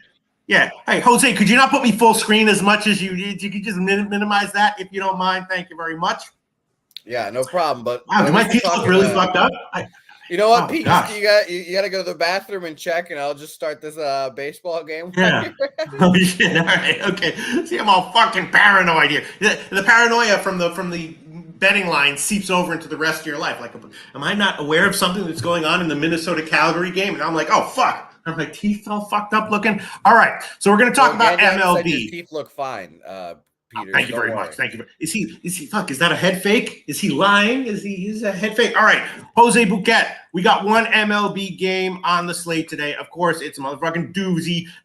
Game 7 in Arizona, Philly. Of course, Philly is a big favorite. Londo has already said that Arizona is going to take this one. I mean, at the line, that's the way I'd be leaning. I'm not sure if it were minus 110 on each side if I would go that way. But Arizona, of course, all year long has been the type of team that's been, not necessarily flashy game in and game out, week in and week out, but this kind of team that can manufacture runs, can get shit done, usually value as a dog against flashier teams like Philly. And now we got Philly. Let's see, it was minus 160 when I first saw it. Let me check what the market line is right now. What do we got here? Pinnacle is 157 for Philly, Arizona plus 144. Total was 8.5, juice to the under, and I thought that the under would be a decent bet there. Didn't bet it. Now it's down to 8. And we got Fott against Suarez. Both of them were awesome in game 3 or earlier in the series against the other teams. I don't know. You follow this shit very, very closely, Jose Bouquet. At this time of the year, I don't follow at the MLB playoffs super closely, but at first glance, it's not a huge edge, but got to be Arizona the play here. And even a lean to the under, even at 8, right? Yeah, I'm on actually both. I'm on first 5 under. We'll start there. Shout out to my guy, Ranger Suarez. He's an ice-cold killer, and I think Fott has a good game here. So I'm on first 5 under, 4.5, minus 125 for me, so a little juicy, obviously. Game 7 leads to tight ball games, obviously, so expecting that. Obviously, didn't happen yesterday with Game 7 there, but hopefully it's the opposite there. And I'm on the Diamondbacks as well. It's kind of surprising, Pete. You mentioned the line's kind of trickling down a little bit for the Phillies, but 74% of the bets and 89% of the money is on the Phillies. And that was the same thing yesterday. It was like 90% of the money. And I was talking to my friends in our gambling group chat, and I was like, oh, what could possibly go wrong? 90% of the tickets and 90% of the money on the Phillies. And then obviously the Diamondbacks win. And, shockingly enough, I'm sure everyone has already seen this stat, but this is the first Game 7 in the Philadelphia baseball franchise's history. And they've been around since the 1800s. Like 1883, I think, was established. So it's going to be interesting. It's going to be a fun watch. But I found out, I guess, early in the postseason, the way to win in the postseason, Pete, dogs and underdogs, or dogs and unders, I should say. And I've just been rolling with them, and I've had a pretty good postseason. And I'm going to keep rolling with it here. So I'm taking the rookie Brandon Pfaadt to go into Philadelphia, have a good game, and the Arizona Diamondbacks to make the World Series, shockingly enough. So I took it here. I'm betting it as we speak right now with my local. I got it at plus 146, and I got that first 5 under 4.5 at minus 125, like I said. Yeah, I'll go on it with you, even though, it's probably Philly probably is more likely than not to win, but I'll make that an official play as well. I'll take the Pinnacle line right now. D-backs, money line, plus 144. D-backs, money line, plus 144. And yeah, like a first 5 under or something like that. Who knows what the hell's going to happen in these playoffs. But, over a full game, I'll take a shot with the D-backs at this current line. And let me see, a huge shout out to Gagnon. Huge shout out to Gagnon, who says, just remembering some old advice that I gave. I can't believe he remembers that. That's so great. That's one of my fucking jokes that I tell people, and I'm like, man, I wish more people knew that joke. Gagnon remembers it. Huge motherfucking shout out to Gagnon, poster, commenter of the show today. Award. Decision's been made. Gagnon, commenter of the show today's show. You're the winner, Gagnon. All right, is Connor Mack ready? Yeah, I think so. He's not backstage yet, but he just told me that he's ready to go, so I'm sure he'll pop in there any second. All right, so let's look at Ricky Bobby says that stadium's going to be rocking. Can't wait, even though I think the D-backs win. Yeah, I mean, it's really just about the line. If it was like minus 115, I don't know what I would. I guess the fact that I wouldn't automatically take Philly means that I don't have a good mathematical read on this game, because if you get Philly at minus 115 right now, presumably that would be a massive unit bet that a person would want to make. Yeah, I'm taking it. Philly Eagle Flyer says Philly win 3-1. Again, would not be a surprising result, but should any team that gets the game 7 at this point of this series be this big of a dog?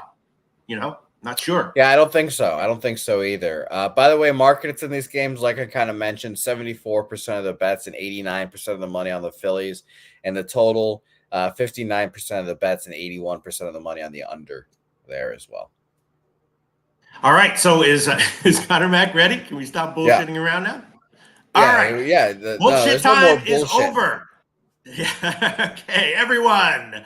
Get ready, because the show's about to get a lot better right now than it was the past 90 seconds. Bullshit time is over. Mm-hmm. Hardcore handicapping for NBA and college football starts right now in this show right here at Pub Sports Radio. Everyone, please welcome to the show Connor. You're the fucking Pistol Mac. Pete, what's going on, my man? Mac. Hell yeah! By the way, I want to thank you personally at the Pubapalooza for trading me the black hat for the what's it called, the camouflage hat, because you know that black camo just looks better on me than black looks better on you than camo. I want to make a public thank you for that. There were times I was walking down the street, I was like, man, Connor Mack is really on the ball about everything. All right, let's get into it. Connor Mack, are you doing college football and NBA?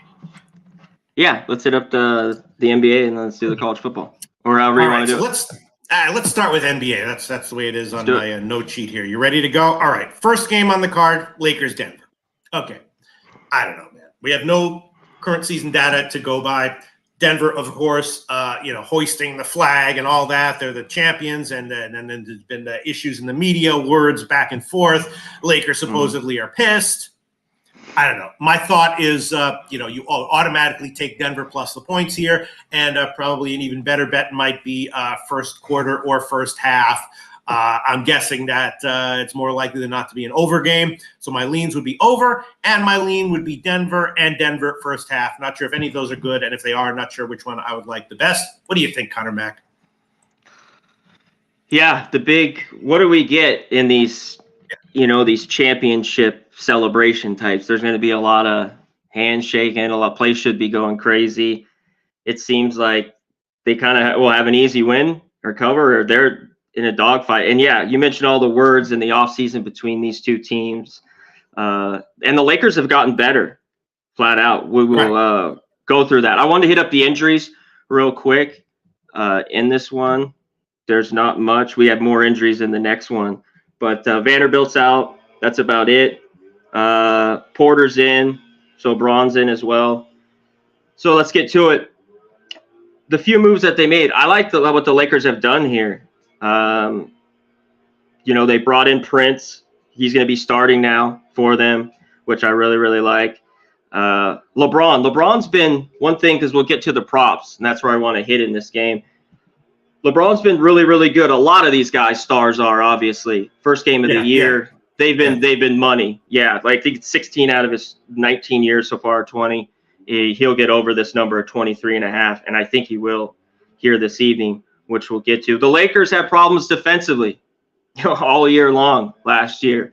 27th in transition D. They weren't good. And fast break defense, it just wasn't there. They got Christian Woods here. He's coming off the bench, which I like. These are two guys, and Prince. I'm getting right on. Let's go right to the props. I'm getting on their props here. Prince has been shooting regularly. Both these guys shoot 37, 38% for three, which I really, really like. Prince here, 1.5. I got plus 120. I'm on it. He's been shooting 5 a game. As long as he's starting, which he is, I think he can easily hit 2 tonight, because I think he's shooting 5 or 6 in that one. And Christian Wood, over a half. I think he gets 15 to 20 minutes, and that could go more as the season goes on. We will see with this breakdown. And the Lakers bench has just gotten better from that. And his is a half. His three-pointer, just a half at plus 110. I had to take it. I need the plus money on these props, and I think that's the way to look. I looked at Anthony Davis, one more. This was minus 120 last night for a half of 3 with him. It's like to minus 140 now, minus 135. So I'm going to lay off in that one there. Denver here, if you want a prop on the under, is Porter. He hasn't played all preseason. His points are 13.5. He's dealing with an ankle injury. I'd go under with him. And he's streaky. His 3-point shot's 2.5. I'd go under with him as well. The under's juice, it's minus 130. Obviously, the over 2.5 is plus money. He just hasn't played at all. So I don't know how many minutes he's going to get. And one thing, we know this Nugget team is great. Murray's going to be good. Jokic, the whole thing. They're stacked. They're still not deep. They're not a deep bench. They rely on their starting 5.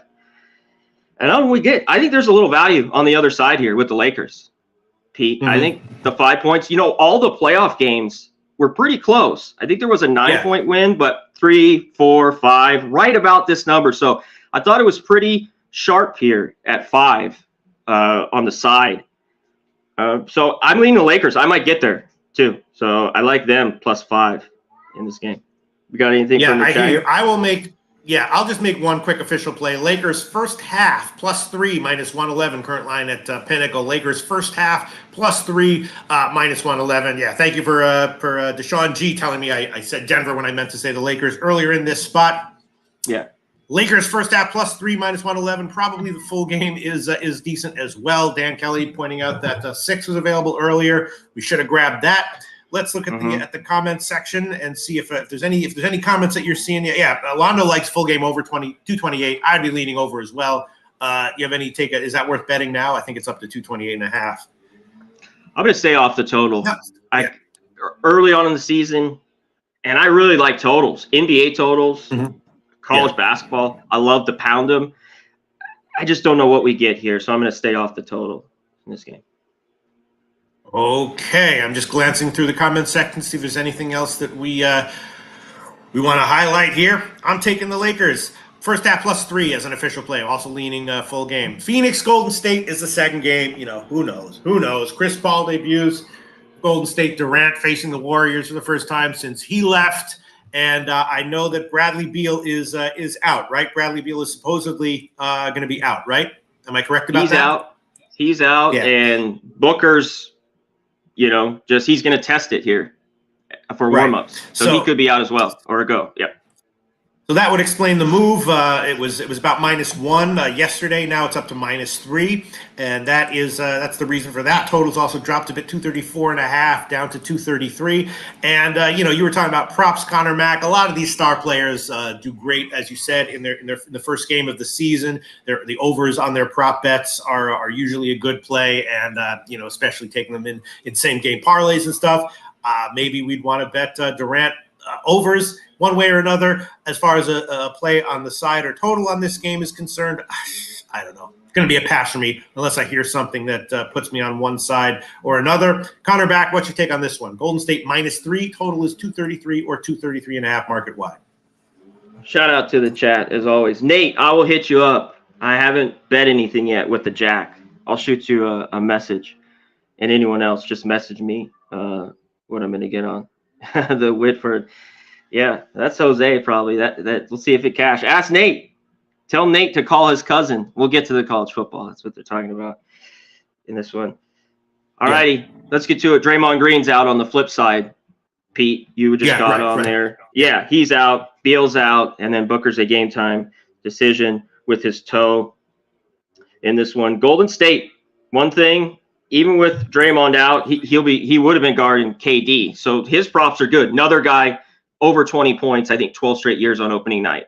Chris Paul has been very good. How's he going to look here with Golden State? His assist I looked at, 7.5. I didn't pull the trigger. It was at even money. I thought that could be a good look. I bet this last night. I took Golden State -1.5. I didn't know the news. Beal was I just at home, they were money for me. Was Golden State. 30-16 last year, best home team, ATS out there. Flip side of that last game, Denver was pretty good too, 31-20. It's always tough to go there, Denver to play, but really tough here. Looney should be good. I also looked at his rebounds. I haven't pulled the trigger on this. The 9.5 is really juiced because I think he gets over 10 boards, and the 10.5 is plus money, like plus 140. But I think he gets there. I was going through that this morning, Looney and his boards in this game. And I'm not going to mess with total on this game. I'm going to stay off. I got the 1.5 with Golden State. I still think at 3, you're okay. There's 3.5s, right? Let me go back to the. Yeah, I'm sure that there are. Oh, no. I mean, it's Yeah, there's a couple. Okay. Yeah, there was a few more. It's kind of just stuck here at 3 in this game. Also, the big man here, no Ayton. Well, obviously, Poole's gone. We know that from Golden State. He's out of there. Beal's in, but he's out for this game. Ayton here, the big man, Nurkic. I want his points and rebounds were 25.5. He's their guy now. He's the big guy for the Suns. Like he should get 30 minutes, a game in, game out. I like his double-double though. I got plus 140 on it. I think he get that. He averaged 13 and 9 last year. I think he gets that tonight. I love the plus money with that. So I am on that, the big man there. And we'll see how these guards will play. Gordon, Grayson Allen, especially if Booker's not in. Maybe look to their points and stuff like that if he's a no-go, which we will see later this afternoon.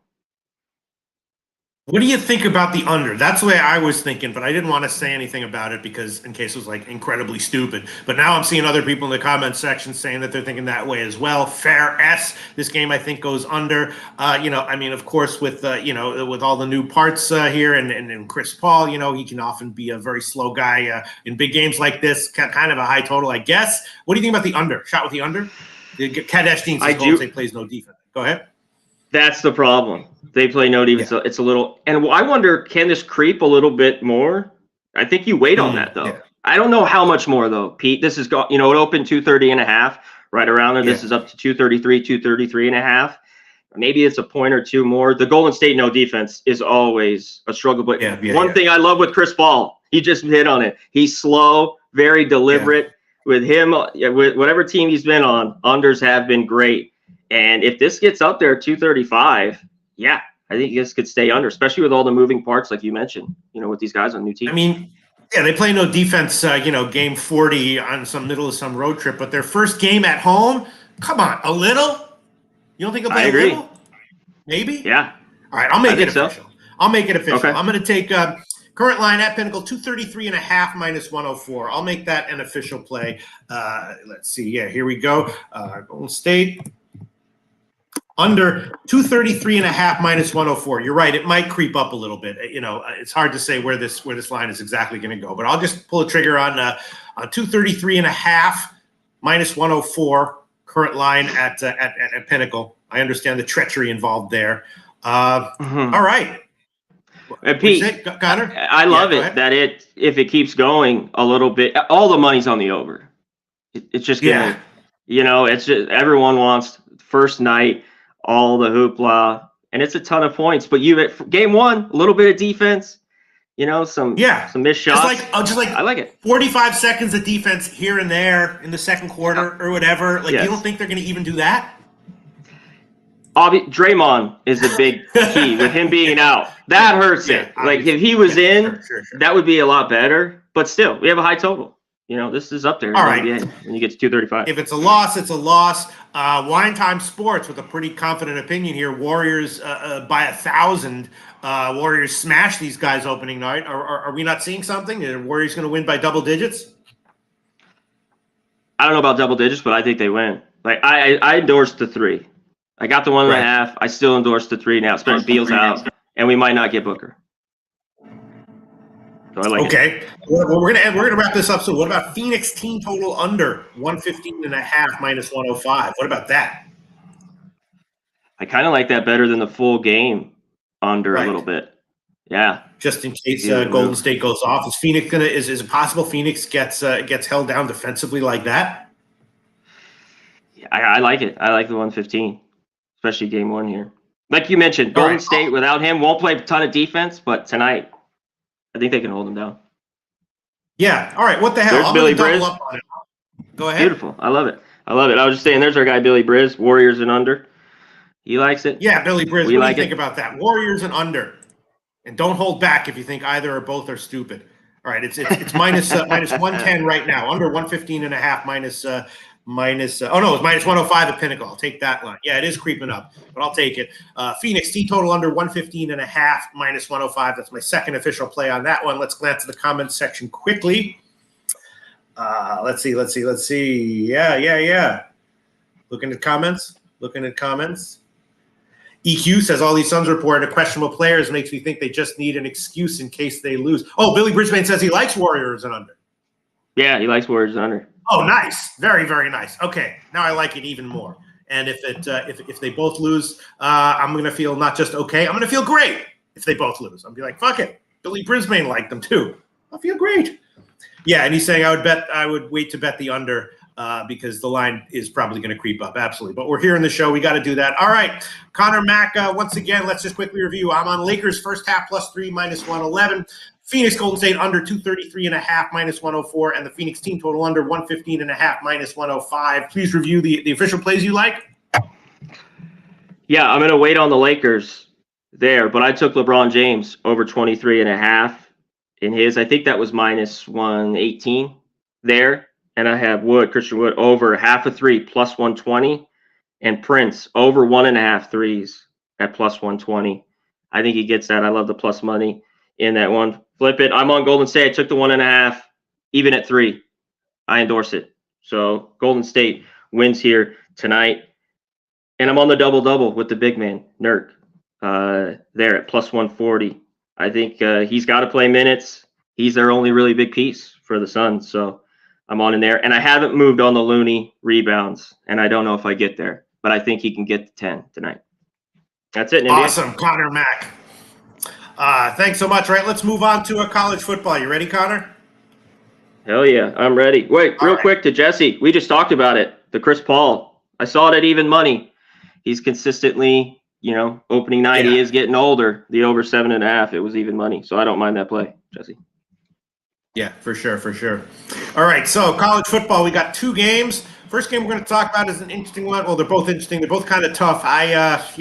Week 1 of the Tuesday games, I liked all 3 and went 3-0. Then last week I had a loser. Didn't really feel confident about either of the games today. Both the games had me a little bit nervous as well, and we'll get into why. New Mexico State, Louisiana Tech.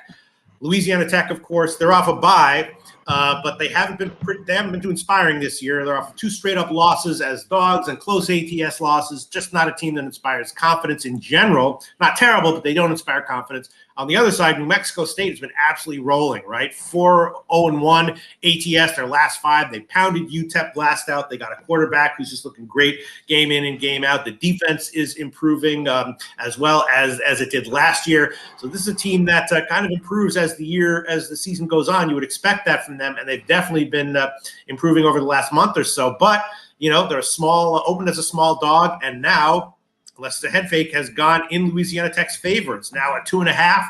It was 1.5 yesterday, and the total has gotten bet up as well from 52 up to 53.5, juice to the over. So as of right now, market movement in favor. Oh, there's just another move at Pinnacle. Wow, look at that. In Louisiana Tech's favor. Pushing three. So as of right now, market movement in favor of Louisiana Tech and the over, which is kind of contrarian. So I'm not surprised that maybe some sharp money is coming in that way. We'll see where the lines close, though. You got anything on this one, Connor Mack? I think I might pass personally. Yeah, I think in the end, this is a pass. And this, you just mentioned it. It went to 2, and it was 3 yesterday. And I still lean New Mexico State. We'll get into it. This was 2.5 everywhere, Pete, just an hour ago. Now we're seeing the 3. I think there is sharper money coming in on La Tech. I just don't trust La Tech. This is more the competition, though, where they could get a home win. But laying points even at home, I can't do it. They went back to Bachmeier, the split quarterback, with Turner last week.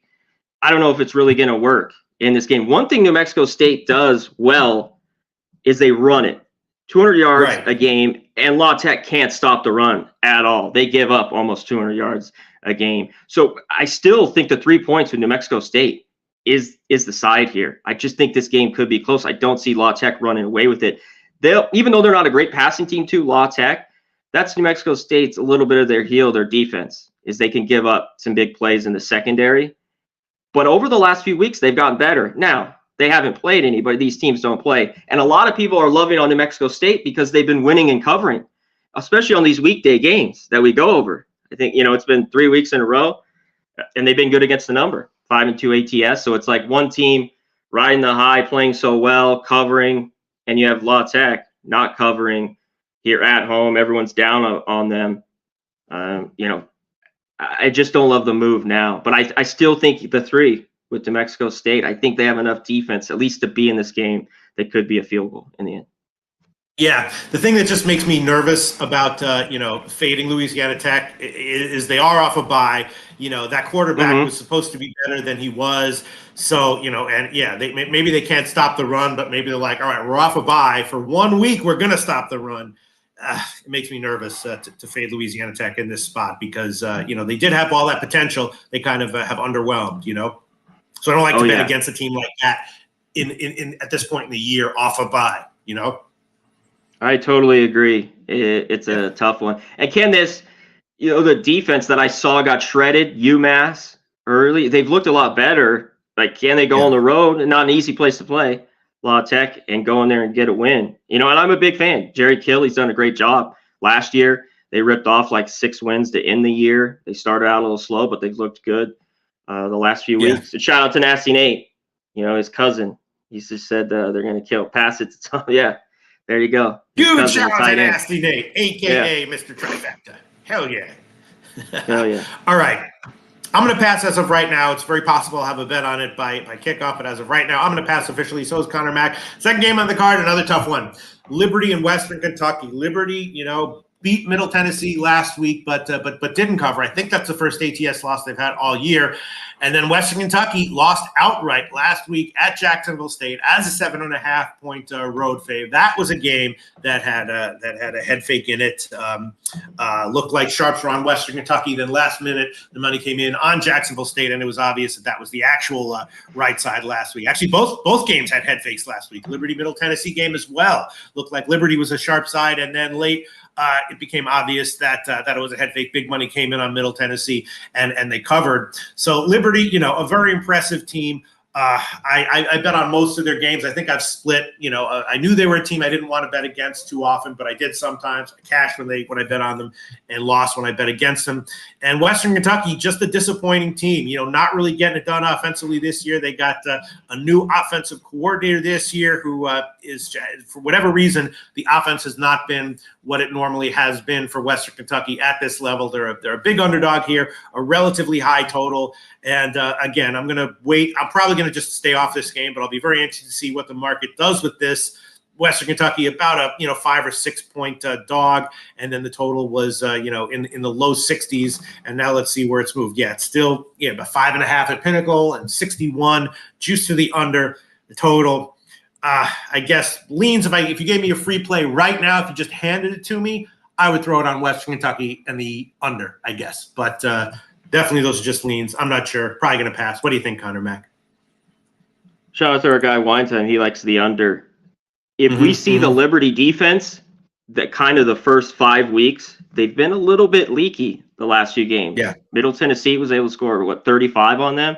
If the defense comes to play, this will stay under, and that's what you're making. Yeah. Like, if they give up points again and let Reed throw it, this will go back and forth because Liberty should just run all over and be able to score on Western Kentucky.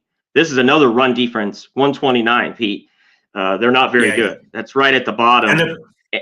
And they're particularly bad against the kind of quarterback that Liberty has, like the mobile dual threats, Salter. Yeah, they had 401 yards last week, Liberty did, in that win.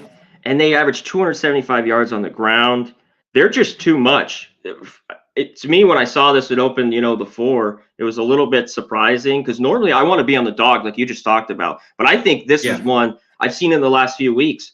I need more than a touchdown to even look Western Kentucky's way because Liberty's better, just all the way around. Now, do you want a Liberty back on the road here against a team that can score? Horrible defensively in Western Kentucky, but they could maybe backdoor hang around, especially the way the Liberty defense has been the last few weeks. Do we get the defense from early on? We get that defense, Liberty wins here by 2 touchdowns.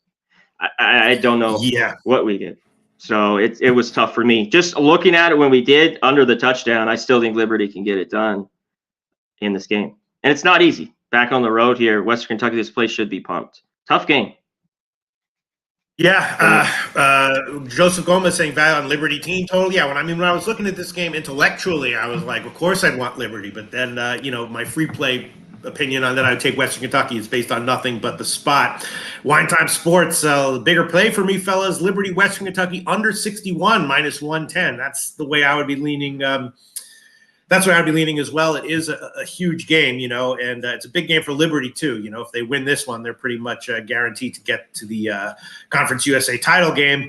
All right, I guess I hate to go over a bunch of cards and not give any official plays, but I think I'm going to have to. If I had to right now take one official play on these 2 games, I'd take the under in Liberty, Western Kentucky at 61 minus 115. But I'm not even going to give that one because it's such a weird, quirky game. And as you said, Liberty might, if they're rolling, they'll put up 40, and then might get what's their team total? I mean, I'd have to look that up.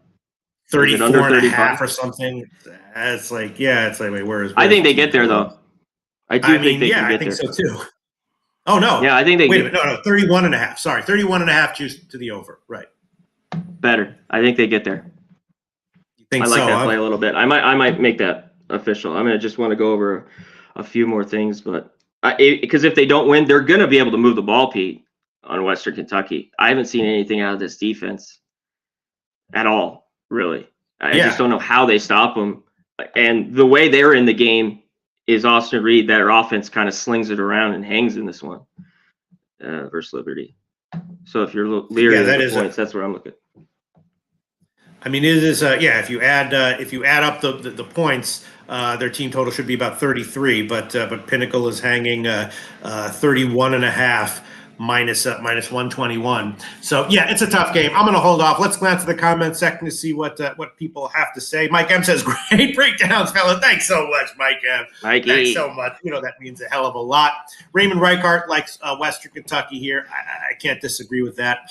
And that will wrap up our college football segment. Connor Mack, what do you have going on this week in your life, in your betting world, and at Pub Sports Radio? Yeah, I don't know what else goes on this week. So I'll be on Pub Sports Radio. No, I'm just drawing a blank. I'm so my mind. I get in the numbers now. I'm going wild because it should have been 33 or 34, and it's 31. It always makes me think. But I'll be here on Pub Sports Radio. Right. That was an unfair question for me to ask of you at that time. Matt, thank you coming back so much. We'll be seeing you every Tuesday here to talk college football and NBA. We'll see you next week, Connor Mack. Oh, appreciate it, Pistol Pete. Thanks, my man. Yeah. Whew. What a show. My teeth don't look bad overall. Very nice show. We covered everything. A lot of bets, a lot of games that we could have made, and a lot of games that are on the card. But taking a little bit light on today's card relative to the number of high-profile games that were going, and I think that's probably a wise decision. Once again, my official plays: Ottawa Senators, team total over 3.5 minus 138. San Jose, Florida, first period over 1.5 minus 153. Chicago Blackhawks, first period money line, plus 160. St. Louis, no goal in the first period, plus 124. Then in baseball, the Diamondbacks, plus 144. In the NBA, Lakers, first half plus 3 minus 111, and the Phoenix Golden State game under 233.5 minus 104, and the Phoenix team total under, Phoenix Golden State under 233.5 minus 104, and the Phoenix team total under 115.5 minus 105. That's endorsed by Billy Briz, who likes Golden State and the under. Jose Bouquet, pop in for a second. Jose. What do you think about that card? You watch this whole show. I think overall my bets are probably okay as a group, right? I mean, if you're not going undefeated today, I'll be shocked. I hear you. I hear you, Jose Bouquet. What's going on at Pub Sports Radio, and then we'll wrap this up. Well, now you ask me this question, Pete. Wow. Yeah. Well, I'll tell you, obviously, we've got our friend James the Bag tomorrow, and today, actually. Today's Tuesday, so Bankroll Blitz happens today. You can check out the college football videos that Connor and Ian have done yesterday. They've got basically every game covered, all the big games covered. It's going to be a whole lot of fun. Not a lot of big games, but still some good ones you want to watch in there as well. And, of course, even the small ones. You got to make money on those small games, too, so shout out to them. And then we've got Betting with the Bag the rest of the week, the Cappers contest. I got fucking eliminated in Survivor. Who'd you take? Fucking Bills, those skunts. I fucking can't stand those pieces of shit. And Josh Allen's overrated ass. But overall, it's going to be a fun weekend, of course. And thanks, everyone, for watching, Hell yeah. We'll see y'all next Tuesday. Thanks, everyone.